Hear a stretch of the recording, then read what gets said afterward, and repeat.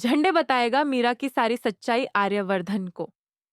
आर्यवर्धन के सामने जब मीरा की सच्चाई यहाँ पर आएगी, तो वह देख लेंगे कि यहाँ पर रघु के साथ मिलकर मीरा ने करवाया था आर्यवर्धन की माँ गायत्री देवी का एक्सीडेंट। और ये सच्चाई जब झंडे बता देगा, क्योंकि झंडे जो है वह भले ही पुष्पा जी को कभी भी और अनु को पसंद न करता हो, लेकिन वह जानता है कि पुष्पा जी दिल की बहुत साफ और यहाँ पर बहुत ही सीधी औरत है। भले ही वह थोड़ा ज्यादा बोलती है, लेकिन उनको फंसाना और उनको जेल भेजना ये बहुत बड़ी बात हो जाएगी। इसलिए झंडे मीरा से कहता है कि या तो आप ये साजिश खत्म करो, वरना मैं जाकर सारी सच्चाई आज आर्यवर्धन को बता दूंगा। मीरा कहती है कि झंडे, आप ऐसा नहीं करेंगे। लेकिन तभी झंडे वह फोन उठाता है और वह वीडियो ले जाकर दिखा देता है आर्यवर्धन को और कहता है, क्या वीडियो देखो आर्यवर्धन, जिसमें साफ साफ दिखाई पड़ रहा है कि मीरा और रघु ने मिलकर यहाँ पर मीरा ने रघु को पैसे दिए थे ये सारा कांड करने के लिए, आपकी माँ का एक्सीडेंट करने के लिए, ताकि आपको अनु से दूर किया जा सके और उनकी माँ पुष्पा जी को फंसाया जा सके। मीरा यहाँ पर ये सारी चीजें देखती है और मीरा दंग रह जाती है कि अगर आर्यवर्धन सर के सामने आज सच्चाई आ गई तो मेरा भांडा फूट जाएगा और फिर यहाँ पर जो होगा वह संभालने के लायक नहीं होगा। अब मीरा झंडे से कहती है कि प्लीज आप ये सच्चाई मत बताइए। अब झंडे कहता है कि मैंने सच्चाई बता दी है और सर तुम्हें बुला रहे हैं। अब मीरा जब जाती है तो वह झंडे से कहती है कि अगर मैं सच्चाई को बचाने की कोशिश करूं तो क्या आप मेरा साथ देंगे?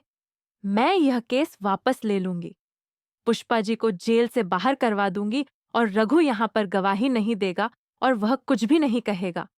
झंडे कहता है कि अगर तुम पुष्पा जी को जेल जाने से बचा लोगी तो मैं सच्चाई को यहाँ पर नहीं बताऊंगा आर्यवर्धन को। अब मीरा जाती है आर्यवर्धन के सामने। आर्यवर्धन कहता है कि यह वीडियो कैसा है? तुम इस रघु नाम के इंसान को पैसे क्यों दे रही हो? उस इंसान को जिसने अनूप के पूरे परिवार को बर्बाद कर दिया। मीरा कहती है कि मैंने इससे कुछ काम करवाया था, कुछ साड़ियां ली थीं, इसलिए मैंने इसको पैसे दिए हैं। अब यहाँ पर मीरा अपने आप को बचा तो लेती है, लेकिन झंडे कहता है कि आइंदा फिर से पुष्पा जी को फंसाने की कोशिश मत करना। मैं जानता हूं कि सारी चालें तुम चलती हो और मैं जिस दिन सारी सच्चाई तुम्हारी बता दूंगा आर्यवर्धन सर को, उस दिन तुम फंस जाओगी। लेकिन अब मीरा सोच रही है कि अब झंडे को भी अपने रास्ते से हटाना पड़ेगा। लेकिन शायद मीरा को पता ही नहीं है कि जो सबसे बड़ा विलन है, जो इस पूरी कहानी का खलनायक है, वह झंडे है। जी हाँ दोस्तों, आप भी नहीं जानते हैं कि झंडे कितना बड़ा साथी रहा है। अगर मैं आपको याद दिलाऊं तो आपको याद होगा कि वह आदमी जो यहाँ पर जेल से बाहर आया था और जिसने आर्यवर्धन को मारने की कोशिश की थी, उसी झंडे ने उसको कमरे में बंद करके पूरे घर को फूंक दिया था।